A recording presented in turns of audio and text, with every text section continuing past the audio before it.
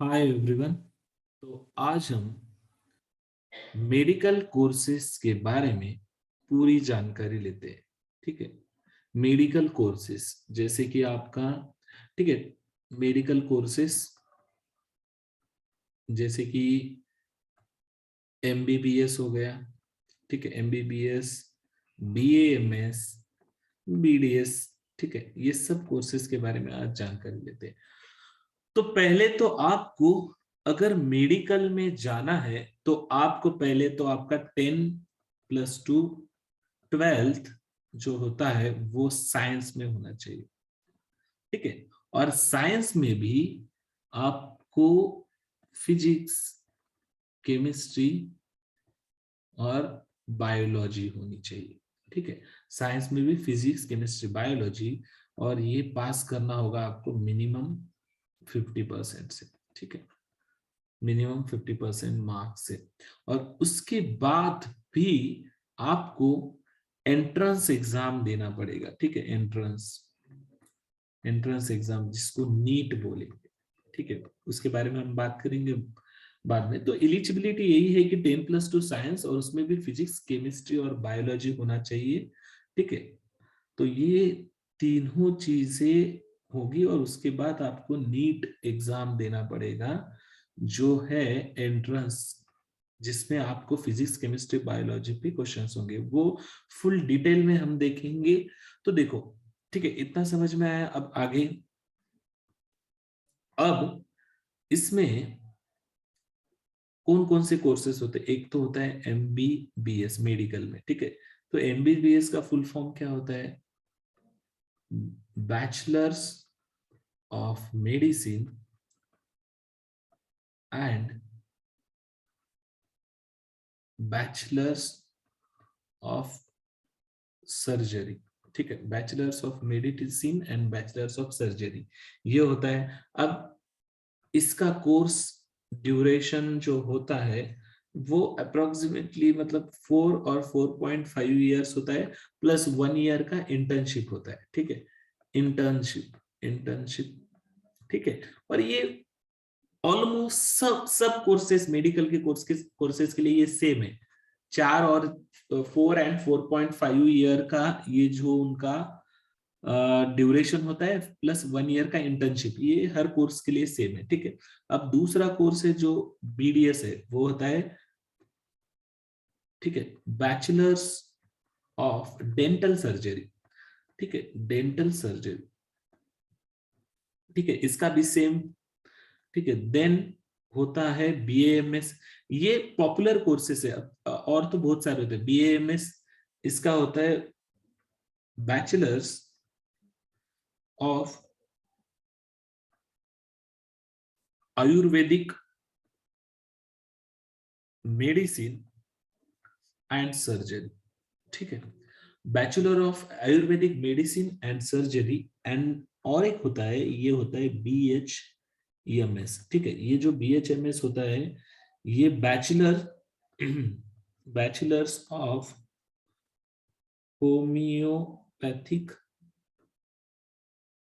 ठीक है, medicine and surgery.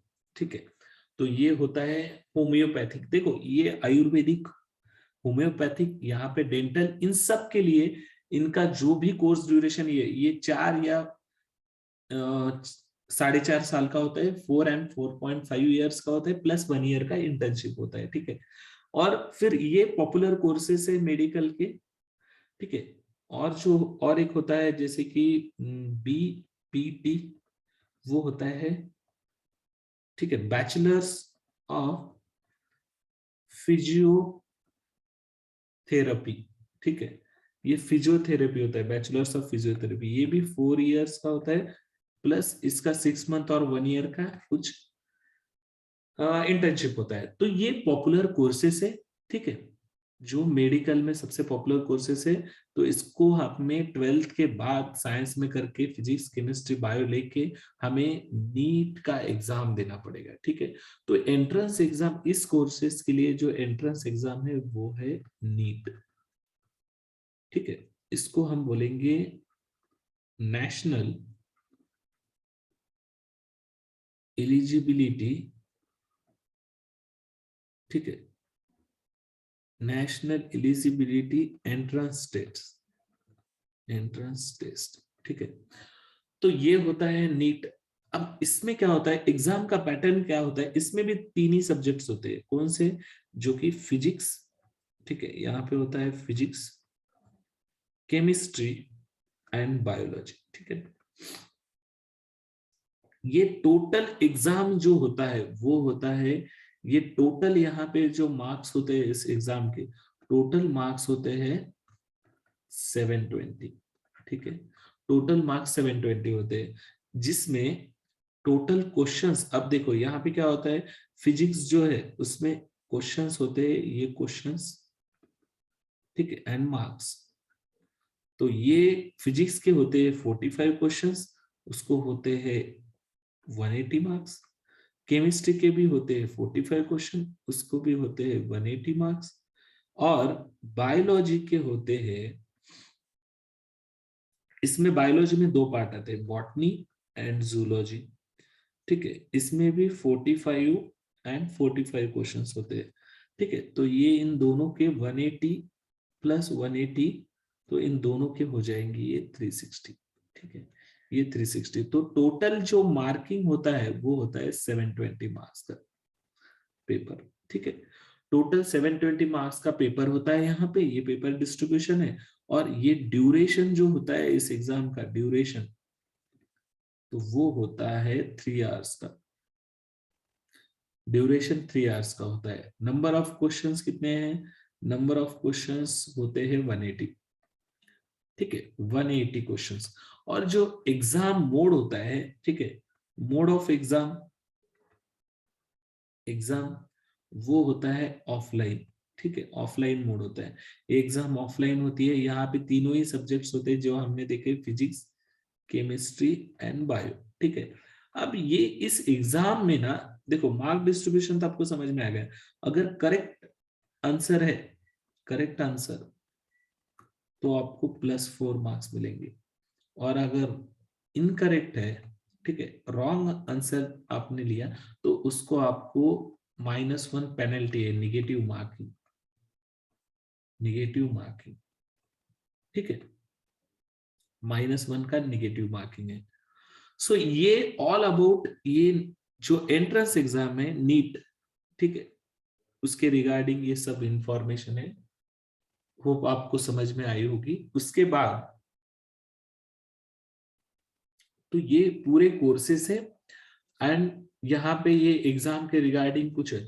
अब देखो इसके बाद ये कोर्स करने के बाद जो ड्यूरेशन देखा हमने, वो है 4 4.5 और प्लस इंटर्नशिप का, ठीक है। उसके बाद आपके लिए करियर अपॉर्चुनिटीज क्या है, देखिए करियर अपॉर्चुनिटीज क्या है। तो एक तो आप यहाँ पे एमडी कर सकते हो, ठीक है, एमडी मतलब ये पोस्ट ग्रेजुएशन कर सकते हो आप, पोस्ट ग्रेजुएशन।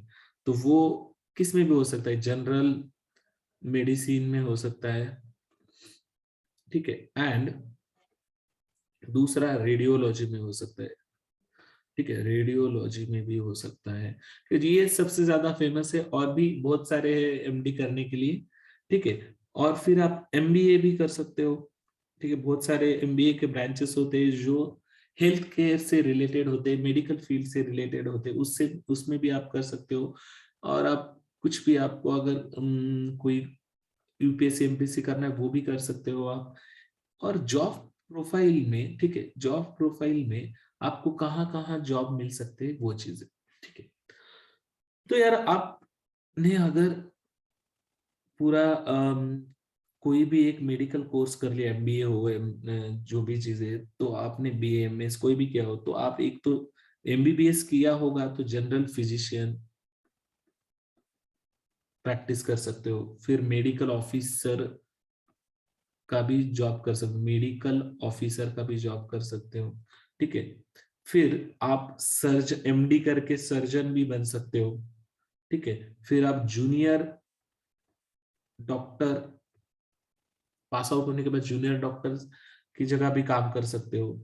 फिर आप हेल्थ केयर रिसर्चर रिसर्चर और कंसल्टेंट का भी जॉब कर सकते हो, ठीक है। करियर अपॉर्चुनिटीज बहुत सारे, कोई भी कर सकते हो आप। फिर मेडिकल प्रोफेसर का भी जॉब कर सकते हो, मेडिकल प्रोफेसर, ठीक है, या लेक्चरर बोल सकते हो, लेक्चरर का जॉब कर सकते हो, ठीक है। फिर साइंटिस्ट या रिसर्चर का जॉब कर सकते हो। तो बहुत सारे जॉब्स कर सकते हो, ठीक है। ये जॉब अपॉर्चुनिटी कमी नहीं है, ठीक है। जैसे हमारे इंडिया में बहुत ज्यादा पॉपुलेशन है, तो मेडिकल हमारा अभी भी बहुत कम है, तो इसकी अपॉर्चुनिटीज है।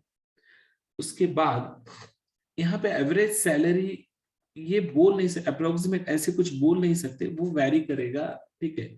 कितना भी हो सकता है, मतलब अब तब भी समझ लो 4 to 5 लाख तक इनिशियल सैलरी हो सकता है, ठीक है। अब आपको ये जॉब अपॉर्चुनिटी, एक पॉइंट जो मिस हुआ था तो वो ये है कि कॉलेजेस कौन कौन से है। तो देखो कॉलेजेस, पहले तो ये है AIIMS, जो सबसे रेपुटेड कॉलेजेस हम मानते हैं, वो है all India institute of medical science, ठीक है। अब ये नहीं है तो सेकेंड फिर AFMC, ठीक है, आर्म्ड फोर्स मेडिकल कॉलेज, ये जो है पुणे में है, ठीक है। And then Maulana Azad medical college, जो MAMC नाम से फेमस है, ये भी दिल्ली में है, ठीक है। ऐसे बहुत सारे कॉलेजेस है, ठीक है। आप कोई भी स्टेट में हो तो अपने स्टेट में भी बहुत सबके स्टेट में कुछ अच्छे मेडिकल कॉलेज भी होंगे, आप वहां पे भी एडमिशन ले सकते हो, ठीक है। तो ये था आज का वीडियो, जो कि मेडिकल कोर्सेज के बारे में था। होप आपको समझ में आया है, ठीक है। तो thank you so much for that.